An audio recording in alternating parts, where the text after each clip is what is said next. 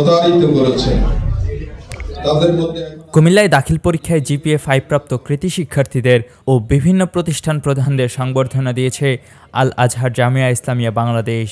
শুক্রবার সকাল 10টায় কুমিল্লা বিশ্ব রোডে হোটেল নূরজাহান মিলনায়তনে এই সংবর্ধনা অনুষ্ঠান অনুষ্ঠিত হয়।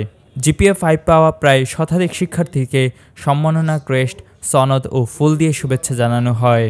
অনুষ্ঠানে সভাপতিত্ব করেন আল আজহার জামিয়া ইসলামিয়া বাংলাদেশের সভাপতি ও বাংলাদেশ জামায়াতে ইসলামীর কেন্দ্রীয় সহকারী সেক্রেটারি জেনারেল মাওলানা এটিএম মাসুম।